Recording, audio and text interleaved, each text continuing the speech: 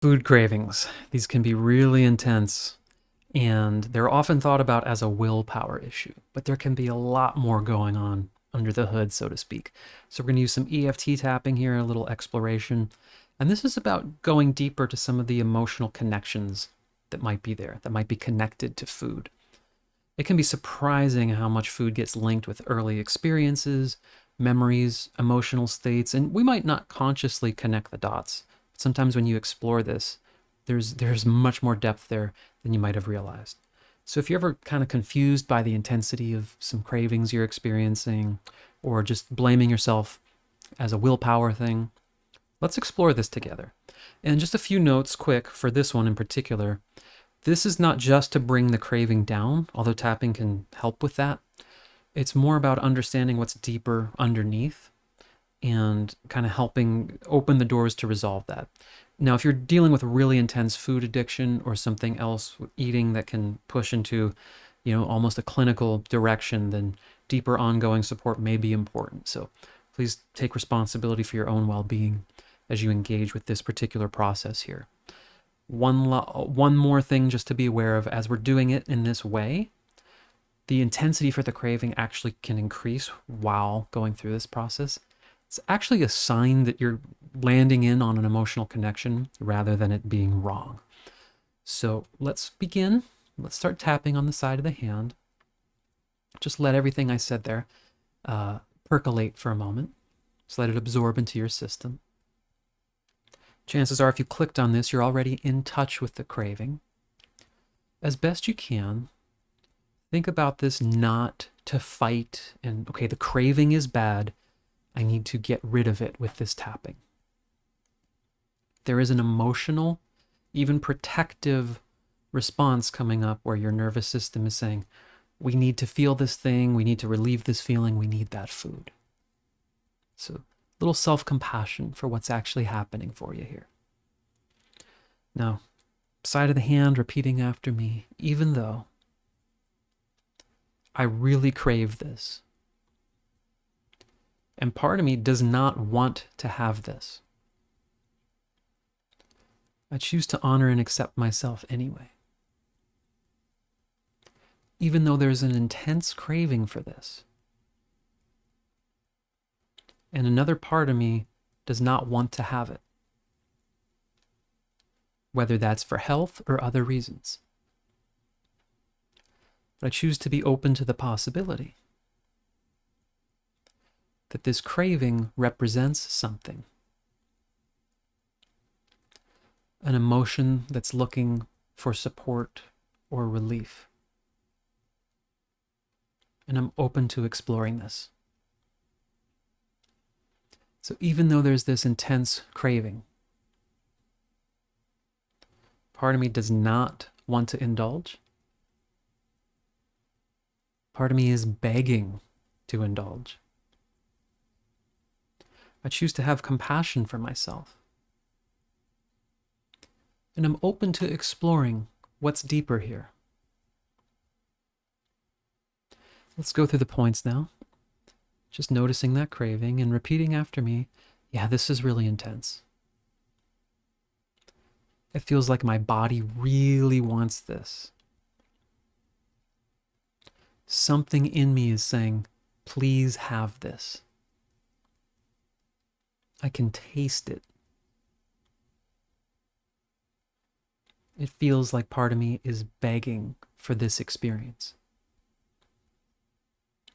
And yeah, the food may taste really good.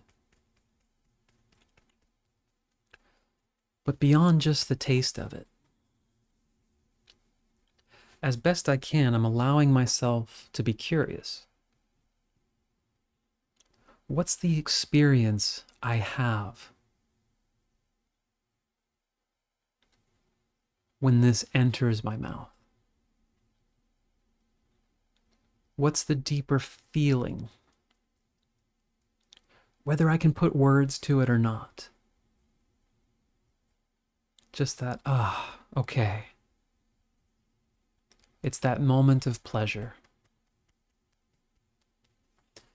Maybe it's the only real pleasure I get during the day. Maybe it's the best little relief from stress I get. So part of me may be saying, come on, we need some of that relief.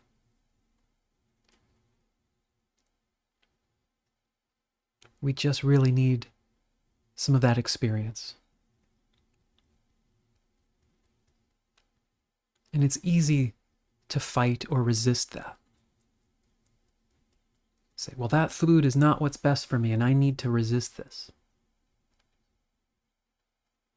I need to fight this craving and be strong.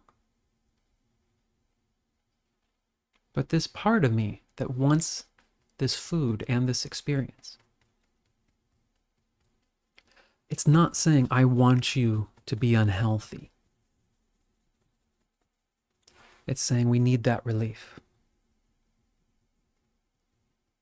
It wants me to have that experience, which is not inherently bad or wrong. Maybe it's actually really looking out for me in its own way. It's saying, wow, you've got a lot going on.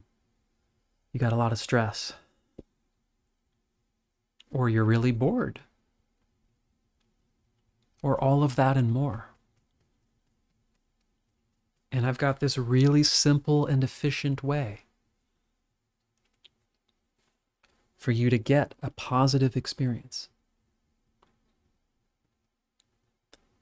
And part of me is saying, well, I don't want to get that feeling through this food. There are side effects. There are consequences to getting that relief in this way. But if I make a battle and a fight out of this, then I am fighting within myself. So as best I can, taking a moment, tuning into that feeling of satisfaction or relief.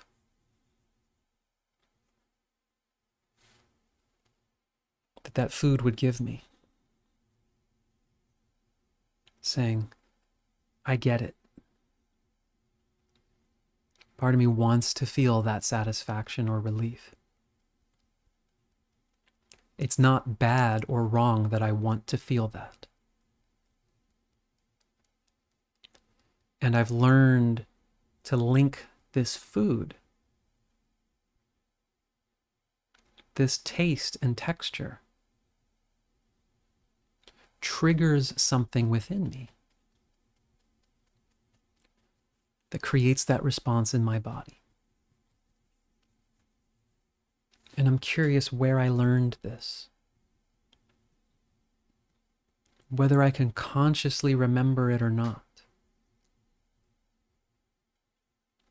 There was a time where that taste, that texture, was either a relief from something, it was connected to an experience or family or friends, or a situation. It may have been just the incredible memory of the first time I had it. This is how the nervous system and brain form these connections. It's not bad or wrong. But what I am interested in is opening up to any possibility that there's other ways to experience this feeling. While it's true that, certain ingredients can create certain physical reactions, there's no food that innately causes joy. Joy, satisfaction, contentment. There's no powder we can put in any food where every human who eats it feels these emotions. All of this was learned and connected within me. And as I become curious about it, open to changing that connection a little bit. Is there a way I might be able to experience that relief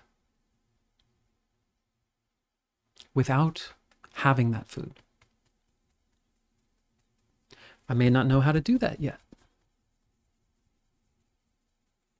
But noticing I can experience little pieces of it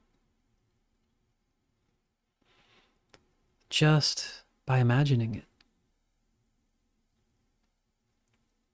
Or maybe this is really overwhelming.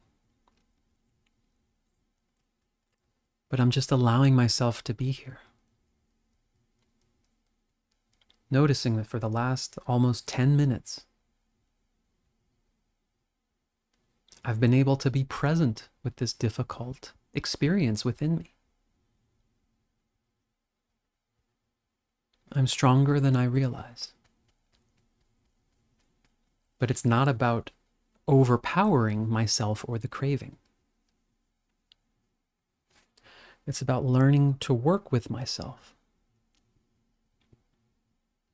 The craving just wants me to have a feeling. I choose not to fight it.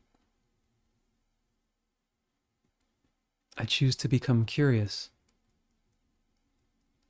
What other ways I can access that feeling?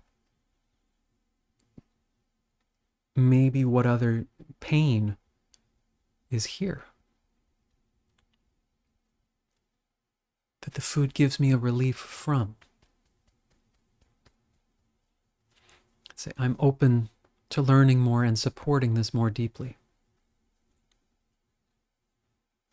Whatever this brings up for me is useful information. There are ways to work through this. And I'm finding what's best for me. Okay, pause for a moment and just see if anything is coming up in terms of, this could go a lot of different directions, right? One might be like, oh, I'm actually able to kind of connect to this feeling, and I can feel how food is the brain's most efficient doorway to that feeling, and some things are opening up. Others you may be getting like, yeah, this food thing is connected to something much deeper, and I can feel pieces of it. I can feel there's more to explore there. Make a note of that either way. See where that brings you. The intensity behind it, like I said, it may be appropriate in that case, depending on what it's connected to that you work with. You know, trauma support, to something maybe just more gentle, like, oh, there's another topic I need to do some processing or tapping on. Let me know. Reach out, leave a comment. Let me know if there's any further direction you want to take this, how this is helpful for you. I'd love to hear from you. More resources in the description, including if you want to reach out and you need some one-on-one type of processing in this type of direction, if you feel that's right for this particular subject or anything else that this brought up. Hope it helps, and I hope to hear from you soon. Thanks so much.